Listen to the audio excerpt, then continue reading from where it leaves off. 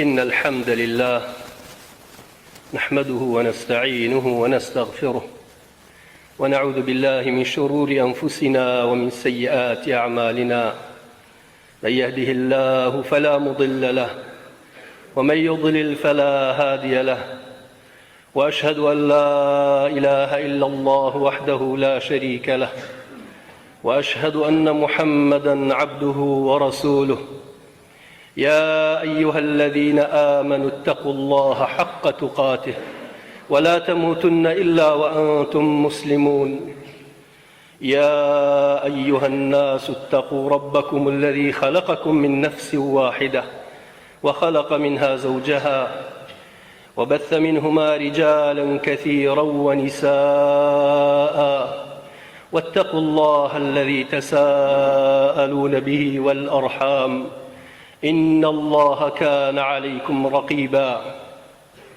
يا أيها الذين آمنوا اتقوا الله وقولوا قولا سديدا يصلح لكم أعمالكم ويغفر لكم ذنوبكم، ومن يطع الله ورسوله فقد فاز فوزا عظيما. أما بعد، فإن خير الحديث كتاب الله، وخير الهدي هدي محمد صلى الله عليه وسلم، وشر الأمور محدثاتها، وكل محدثة بدعة، وكل بدعة ضلالة، وكل ضلالة في النار. براني مسلمانم، لباس كردني روجي قيامت خوای تبارك وتعالى چنها باسمان لقرآنك يا بو أكاتو پێویستە لەسەرمان کاتێ قورئانی پیرۆز ئەخوێنینەوە زۆر گرنگی و ئیهتیمام بین بۆ ڕۆژە، هەروەکو لە وتارەکانی ڕابردوودا بۆ خۆتان گوێتان لێبوو کە پێویستە بە بەردەوام مامۆستایانی ئاینی لەسەر مینبەرەکانیان ئەو ڕۆژە بیری خەڵک بخەنەوە، چونکە خوای گەورە فەرمێ اقترب للناس حسابهم وهم في غفلة معرضون. نزیک بەوە خەڵکی حسابیان لەگەڵا بکرێ، خەڵکی پشتیان لە دینی خوا کردووە و بێئاگان. ڕۆژێکی زۆر سەختمان لەبەردەستە براکانم، ڕۆژی لێپرسینەوەیە. لەو ڕۆژەی باڵغ بووی هەتا ئەو ڕۆژەی ئەمری ورد و درشتی شتەکانت هەمووی لەسەر نووسراوە، هەموو قسەیەکت لەسەر نووسراوە، هەموو فعل و کردارێکت لەسەر نووسراوە، هەر هەمووی محاسبە ئەکرێی بالله العظیم. والله یەک لەحظە نیە لە ژیانتا بێ محاسبە لێی دەرچی. اقترب للناس حسابهم، ئەو ڕۆژەش زۆر نزیکە. من پێم سەیرە خەڵکی لە چیاژین ئێستا، سەیری خەڵکیکەن، ئەنواع و ئەشکاڵن، سەرکردەکان، مامۆستایانی ئاینی ئەو خەڵکە. من بە سەرکردەکان ئەڵێم بۆ ڕووناکەنە خوا، بۆ بە قورئانەکەی خوا کار ناکەن، بۆ ئەمر دەرناکەن ئەو قورئانەی خوا بێ بە گەورەمان. ئەو مڵکە هەتا سەر لەبەردەستت نامێنێ. ئەو مڵکە تەماشاکەن ئێستا قورئانی پیرۆزە خوێنینەوە بزانین خوای گەورە چی ئەفەرمێ دەربارەی مڵک. ئەفەرمێ الملك يومئذ الحق للرحمن. كلمة ملكي بحق وصف كرت. أفرمي ملكي حق وحقيقة هي رحمانة، هي ونية ملك حموي درو دلسال بن دستانة. هي ونية ما هي خوايا، بس خوايا ويتي بتو هاي سرك دكاني عالم بو أوي بپی فرمایش دی خوا حکم رانی بکن. دنا لێ دەستێنێتەوە پشت دەشتێنێ. کوا فرعون، کوا قارون، کوا هامان، کوا ئەبوو لەهەبی مامی پێغەمبەر صلی الله عليه وسلم، کوا ئەوانشی لە ڕۆژگاری ئەو ڕۆیا بینیمان. هەمووی لە من دەستان دەرەچێ و کەسیش نایەتە ناو گۆڕەکە لەگەڵتان. ملیۆن ملیۆن و ملیار ملیار خەڵکتان لەگەڵا بێ، والله کەس نایەتە قەبرەکە لەگەڵی ڕاکشێ. دوای سێ ڕۆژیش دەموچاوەکەت هەر هەموویە بێ بە کێم و جەراحەت، ئێسقان و لاشەکەت هەمووی پارچە پارچە هەبێ، هیچ بە ئیستیفادەت ناگا، نە حیزبەکەت نە شوێن کەوتوانت، نە چەپڵەکان، نە گۆرانەکان، نە مۆسیقاکان، تەنها عەمەلەکەت. کوڕەکەت بە ئیسفادەت ناگە. ئەو کوڕی ئێستاکی خوێنی خۆی لەسەر تۆ ڕێژێ، وەڵڵا نایەتە ناو قەبرەکە پاڵکەوێ لەگەڵ تا. هەمووتانەمە نازانن، هەمووتانەمە ئازانن. لەبەرەوە من وەکو کەسێک لەسەر ئەم مینبەرەوەڵێم توخوا باخوا لەمان نەڕەنجێ. غەزەبی خوا زۆر گەورەیە، زۆر ڕۆژەکەی زۆر سەختە ڕۆژی قیامەت. بە ئاسانی مەڕۆن لەسەری. ئەوها مەبن کە پێغەمبەر شکاتمان لێکا صلی الله عليه وآله وسلم لە قورئانە وقال الرسول يا ربي إن قومي اتخذوا هذا القرآن مهجورا. پێغەمبەر ئەڵێ صلی الله عليه وسلم خوایە ئومەتەکەم پشتیان کردە ئەو قورئانە، ئیشی پێ ناکەن، بەگوێی ناکەن. باوامان لێ بەسەر نەیە. مامۆستایانی ئاینی حەق بڵێن، مەیڕازێننەوە، باتڵ مەڕازێننەوە، خەڵکی گومڕا مەکەن، بڵێن ئەوە حەقە وەڵام کوژن نامکوژن کەیفی خۆتانە. ئەوە حەقەکەیە. حرامەکان حەڵاڵ مەکەن، بەعەکسیشەوە حەڵاڵەکان حرام مەکەن، حرامەکان حەڵاڵ مەکەن. ئەوە حەقە، ئەوە ڕاستیە، ئەوە قورئانە، ئەوە خوایە، ئەوە قیامەتە، ئەوە بەهەشتە. دینی ئیسلام ڕەش و سپیە، هیچ شتێکی تر قبوڵ ناکە. خوای گەورە لەو قورئانەیە سیراعمان بۆ بازەکە، دوژمنایەتیمان بۆ بازەکە. فەرمێ کە ئادەم و حەوا و جنۆک ئیبلیسی ناردە خوارەوە، فەرمێ اهبطوا منها جميعا فإما يأتينكم مني هدى فمن تبع هدايا فلا خوف عليهم ولا هم يحزنون. ئادەم حەوا پێچەوانەی خواتان کرد، لە دارەکەتان خوارد، بڕۆن نابێ لە بەهەشتا بن. ئیبلیس پێ دەڵێم سەجدە بەرە، سەجدە نابەی، بڕۆ تۆ کافری، هیچ بناقەشەی لەگەڵ نەکرد، بڕۆ بۆ خوارەوە، هەمووتان بڕۆنە خوارەوە. هەمووتان دەزانن ئیبلیس موسڵمانە بێ؟ ها؟ نابێت تەواو. بەخوا ئێستا سەد دوعای بۆ بکەین، بڵێن خوای هیدایەتی ئیبلیس بە، هیدایەت وەرناگرێت، چونکە خوا باسمان بۆ کە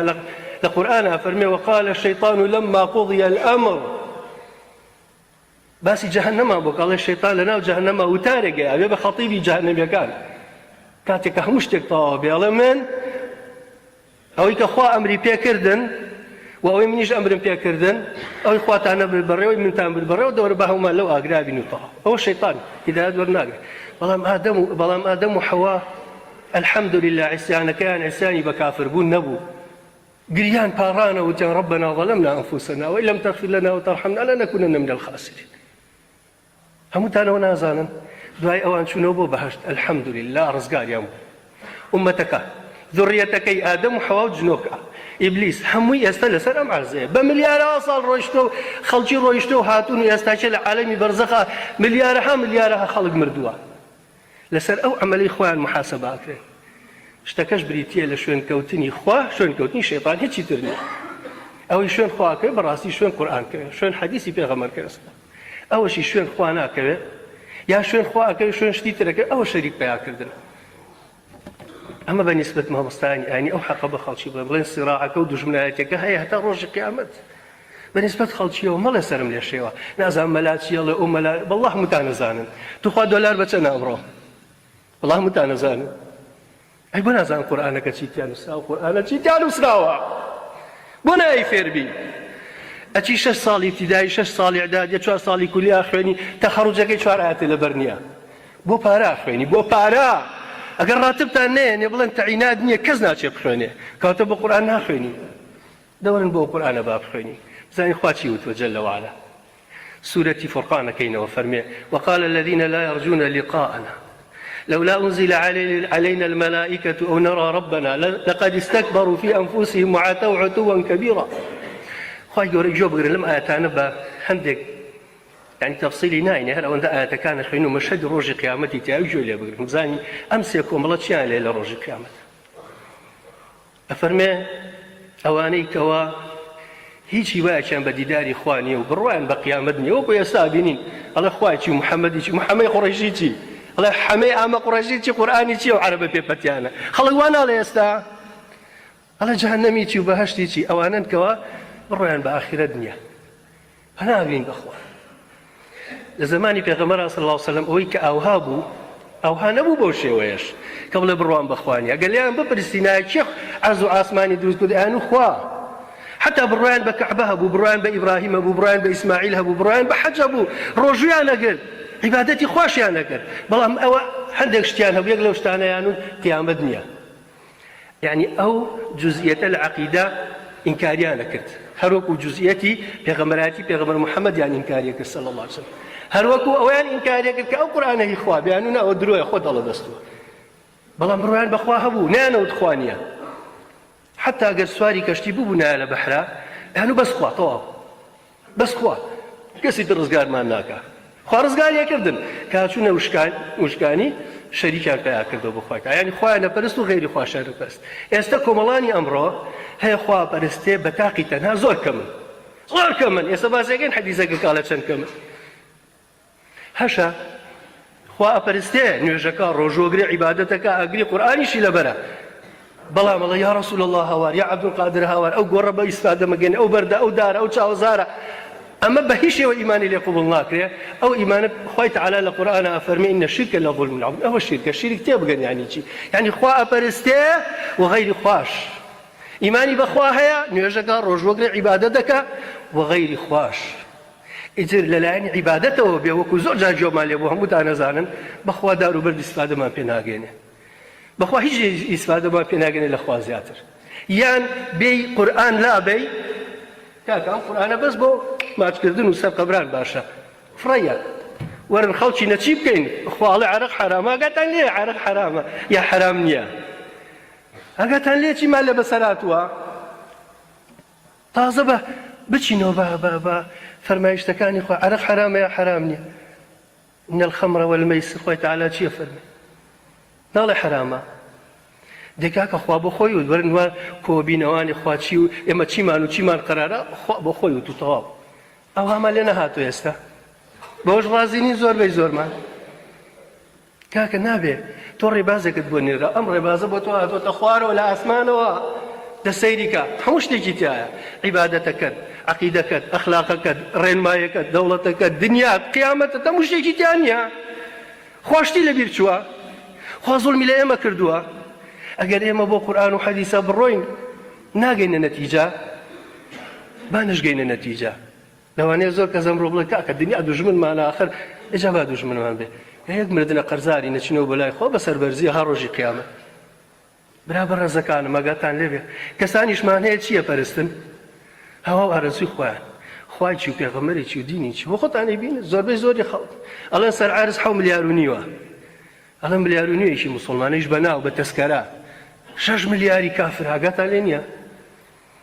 جا کافرەکانی ئەو سەردەمایان و وەڵام محەممەدێمە بڕوا بە تۆ ناکەین هەتا مەلایکە نەیەتە خوارەوە بێ خوا ببینین خۆمان بینی تۆ وتی تۆ پێغەمبەری یا مەلایکاتە خوارەوتی تۆ پێغەمبەری اینجا بڕوات پێەکەین خوای گەورە ئەڵێ لەقەد استەکبەروا فی ئەنفوسیهم وعتەوا عتوا کەبیرا بەڕاستیمانە تەکەبوریان کردەمە لە حەقێکیان بۆ هات بەڕاستی گەورەترین لادان لایەندا ئەمانە گەورەترین یاخیبوون ئەمانە إنجا خوي تعالى باس يعني قالتان بك قال ويوم يرون الملائكة لا بشرى يومئذ للمجرمين ويقولون حجرا محجورا ملائكة أنا ببينين ورن لك شو ملائكة بينين مسلمانان لكاتي مردنا كتبت شاي خد ملك المدبيني والله كيدا شاو كذا قبه نابين شاو كذا قبه أو ملائكة بيني ملائكة مردن لقال ملائكة كان يا باش يا جهنم يا جا بهشتي بي وفدي بهشتي لقال جهنمي بي وفدي جهنمي لقال أو بينيت لأنه قبل منكر ونكير تان نبيستوا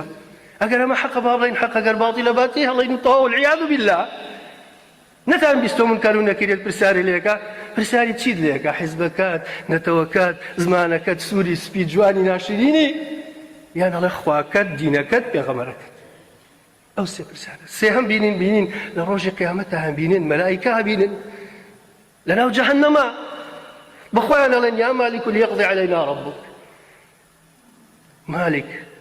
أي أو كسي كردويتي بمسؤولي جهنم تخوا بخواكت بلا بالنا وما بريت توانا ما لم جهنم يا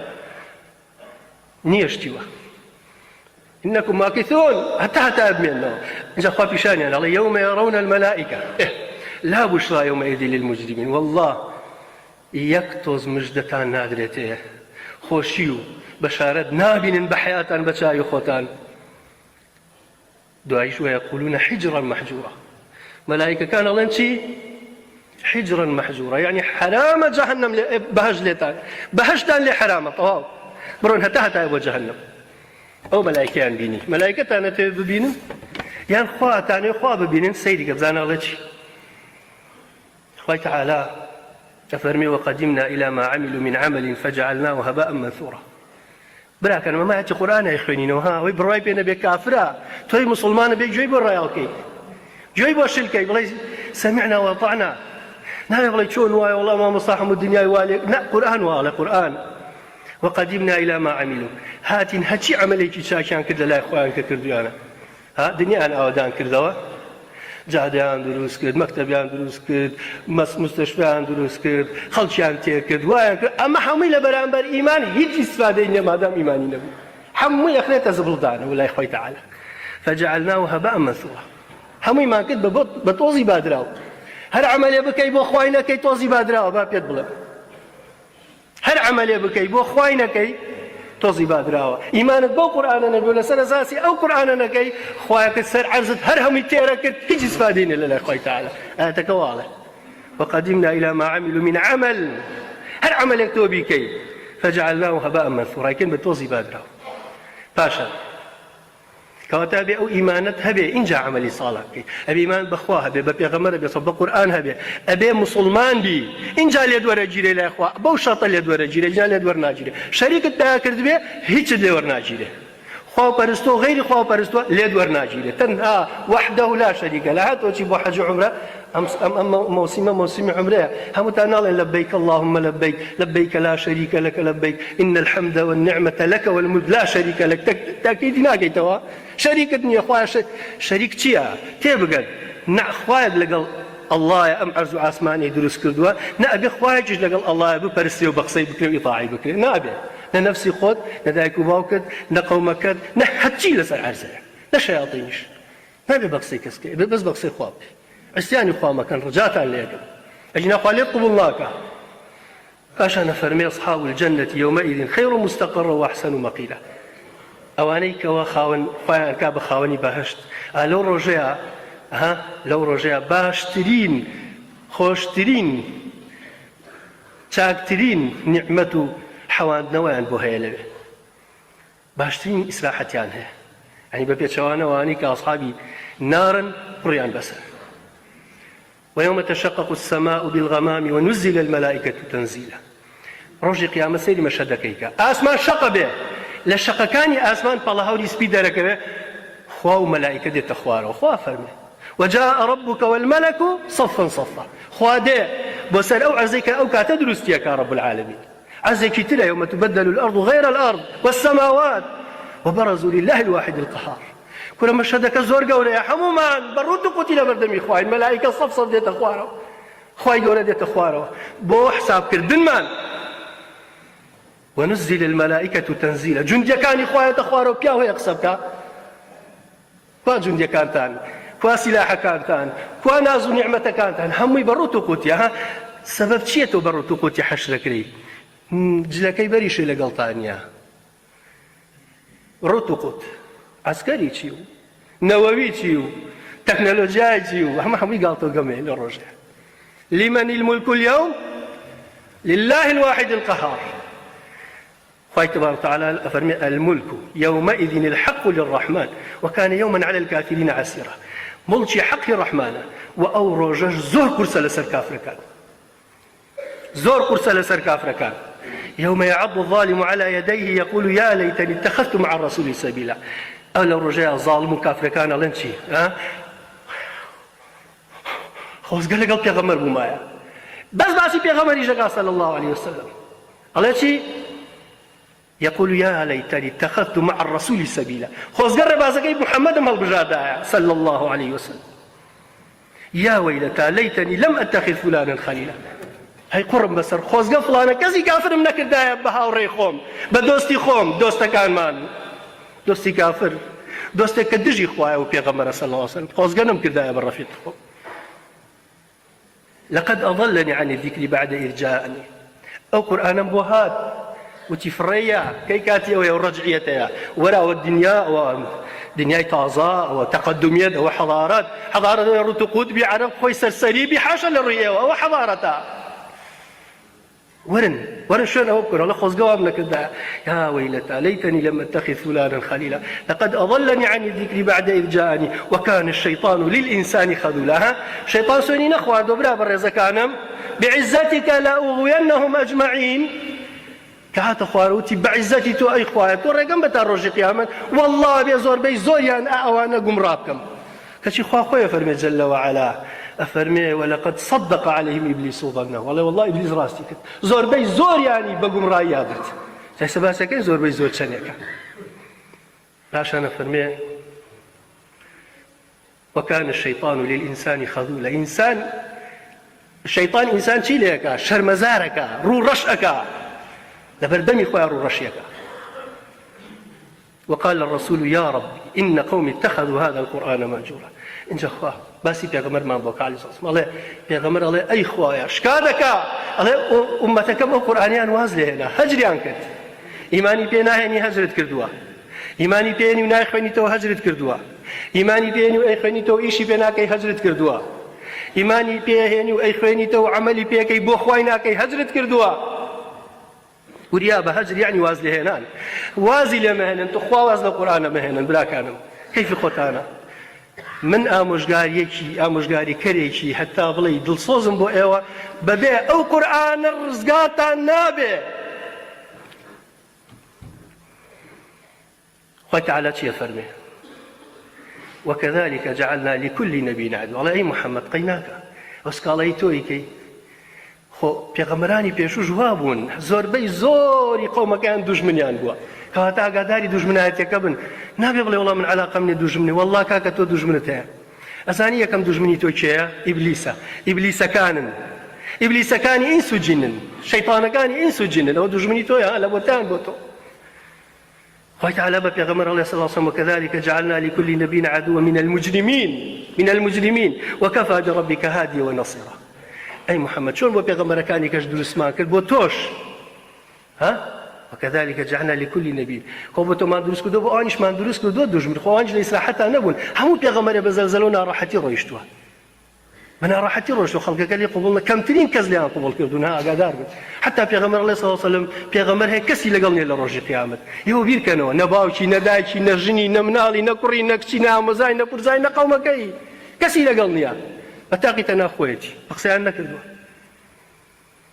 دوای خوای تەعالا دڵیایەتەوە ئەڵێ وكفى بربك هاديا ونصيرا بەڵام دڵمەیە لە دڵ ڕێنماییکەری تۆ خوایە بەسە و ئەویش سەردەخە باقی وتارەکە جێڵین بۆ وتاری تۆ الحمد لله والصلاة والسلام على رسول الله وعلى آله وأصحابه ومن اهتدى بهداه برا بەڕێزەکان گوێیەک لە صحیحی بوخاری بگرن من دایما ئەڵێم بە پیاوە بەڕێزەکان ئەوانەی لەسەر مینبەر ئەڵێم ئاەتێک و چەند ئاەتێک و چەند حەدیثێکی صحیحی بوخاری و مسلم بۆ ئەو خەڵکە باسکرد لە هەفتەیەکە با دڵیان گەشت بێتەوە بە قورئان و حەدیثی صحیح خۆشتان ئەزانن بوخاری و مسلم ڕاستترین فەرموودەیە لە دوای قورئانەوە لە بوخاریە عەبدوڵای کوڕی مەسعود بۆمانە گێڕێتەوە فەرمی لەگەڵ پێغەمبەری خوایە بووی صلی الله عليه وسلم پێغەمبەر فەرمی صلی الله عليه وسلم فقال أترضون أن تكونوا ربع أهل الجنة عن عبد الله بن مسعود قال كنا مع النبي صلى الله عليه وسلم في قبة فقال أترضون أن تكونوا ربع أهل الجنة وتي بيغمري خواريتي كردين صلى الله عليه وسلم فرمي رازين ايوا يقل سرچواري أهل بهجت بن يعني لهم عالم لآدم وحتى آخر رجل قيامت خلق قد سنيك بجن وبين سوا ايوي أمتي من يقل سرچوار ربع أهل بهجت بن قلنا نعم وتيان أرى والله رازين قال أترضون أن تكونوا ثلث أهل الجنة رازين يقل سرسي سيكي بهجت كان بن قالوا قلنا نعم وتيان بلا أي بيغمري خوار والله سيكيش بين الرازين قال ترضون أن تكونوا شطر أهل الجنة رازين نيوي بهجت بن أمتي من نيوي بهجت بن بس أقدار بن أمتا زاني مقصدي چيا مقصدي مزوري بوري استنيا أوي شون لا إله إلا الله محمد رسول الله كتب بإخلاص وشكباس ما قلت تنها إنسان مسلمان شيء تبهجتها أوي تسليم بس بخوا بشتيجي كتسليم بو بيناش تبهجتها شكتو مسلمان نيت برابر بخوا مسلمان برابر شتي تريش حديثك أو من بيانك دلي وتي أنا والله رازين بيغمر شيء صلى الله عليه وسلم فرمي والذي نفس محمد بيده إني لأرجو أن تكونوا نصف أهل الجنة فرميشن بخواي نفسي محمد بدستم من هو دارم لو خواي تعالى رجاء وي أمتي مني وي بهجدن جاتو تماشاكا لا أول وتا أخير مش بم حيك أيستحين بم زوري بوريا بشك مال جاكتو نيوي بهجد به أبي بهجد چند كم كس خلق بشيتناوكي أي جهنم أبي چند كس خلق شيء زور بشيتناوكي استباسك إلا قرآني بيرزق فرمي وذلك أن الجنة لا يدخلها إلا نفس مسلمة فرمي أو بهجت والله مسلمان نبي ناشتنا مسلمان يعني رازي بوي بخواك يخوا ببرسته بقصي فرمانا كان يخواي كردبه وبريبه للشيطان وشيطان كانوا بيريبه لحمو أهل الشرك وكفر ونفاق بعشكر قبل من بريم لحمو كفر وكافرين من مسلمان من هيك ترني عشان الله وما أنتم في أهل الشرك إلا كالشعرة البيضاء في جلد الثور الأسود توصي بيرلم حديث بكانوا فرمي إيه ولا قل أهل الشركة شرك يعني خوا برستي وغير خواجة برستي فرمي إيه وين موحد ويك خوا برست وق يكتالم يسبي لبيستي قاية رشا حسابي خوبك يكتالم يسبي لبيستي قاية رشا آخريتوا كان كمان أو كالشعرة السوداء في جلد الثور الأحمر يان وكو يكتالموي رش لبيستي قاية سورة تالموي رش لبيستي قاية سورة آخريتوا سيري قاب كان قايش رش يكتالا من سوري تابع بديارك ايه فري او هاك من اهلي كفر وشرك وضلال وجهنم او هزورت ابو هريره حديثك مع البخاري هل عين شد جرته طبعا حديثه بجماره 6528 لبخاري حديثك كيت 6520 ابو هريره حديثك مع ابو جرته فرمي يا كم كسك بانك الى روج قيامه فرمي عن أبي هريرة أن النبي صلى الله عليه وآله وسلم قال أول من يدعى يوم القيامة آدم فتراءى ذريته فيقال هذا أبوكم آدم يا كم كز للرجل قيامة بانك آدم باوشي همو معنا ذريتك دركون همو ذريتك درك بدأ ذريته ظهر ذريته فيقال هذا أبوكم آدم أو باوكانا فيقول لبيك وسعديك آدم يكسب أخوي تعالى لخزمتان شي علي جبجيكم خوش حالهم بفرمانة جبجيكم دلي أخرج بعث جهنم آدم برو إلا ذريتك بشي جهنم ذكر دروا فيقول يا رب كم أخرج خوايا تشندركم لو أمتي خم لو ذريتي خم لأنه وكم تشندركم طبعا لا أوله تأخيرها دلي فيقول أخرج من كل 199 لهمو صد كسين نو ابن ربو جهنم ده تخوا ما شد قرزنيا أبي كمان بين أمل لو صدا يكس من درتين فقالوا يا رسول الله صلى الله عليه وسلم إذا أخذ منا من كل 199 فماذا يبقى منا باشا أجر أمل نو يشيك ما اللي بخلته باش نو لا صد يشيك ما اللي بخلته باش نو يبغى جن شن ما اللي يمينه فرمي قال إن أمتي في الأمم كالشعرة البيضاء في الثور الأسود فرمي وايا أمتي من اللي قال أمتك كانتر وەک موویەکی تاڵە موویەکی سپی لە ناو پێستی گایەکی ڕەشە ئەوەندە جا لێرە ئومەتەکەی با تعریف بکەین ئومەتەکەی ئەو کەسە نییە ئەمڕۆ بڵێ من ئومەتی پێغەمبەر متاو ئیدعا بکە صلی الله عليه وسلم ئومەتی پێغەمبەر صلی الله عليه وسلم ئەو کەسەیە ئومەتی استیجابەیە جوابی پێغەمبەریەوەتەوە صلی الله عليه وسلم تخوا جوابی بنەوە بڵێن أشهد أن لا إله إلا الله وأشهد أن محمد رسول الله بڕوا من بە هیچی تر نییە لەو قورئانە و لەو حەدیثە و لەو ئیسلامە زیاتر كافرين بنابر بهم مشتك فشان سيدي ما يتكن كتاي خطبة كمان بيدين خوي تعالى من يهدي الله فهو المهتدي ومن يضلل فأولئك هم الخاسرون هركس إخوة هدايتي با أو هدايتي ورقتها هركس إخوة هدايتي بزان يعني شي هدايات يعني هركس إخوة القرآن بونار بشويني كوت أو الرقم راستي ورقتها أول شيء ومن يضلل أول شيء توشي قم رايبك ريبا أزولت شغل أولا تربينا فأولئك هم الخاسرون أو دراو أو بجهنم هل دواي أو سورة أعراف هذه سطو حفتاوش سطو حفتاو نبزان على شيء ولقد ذرأنا لجهنم كثيرا من الجن والإنس إما خلق ما كردوا بو جهنم زۆرانێک لە جن و ئینسەکان کەسانێکی زۆر کاک ئاگادار بن جەهەنەم کەم نییە تا هەتایە تۆ بسووتەی ماڵی خۆتان وێران مەکەن لەهم قلوب لا يفقهون بها دڵیان هەیە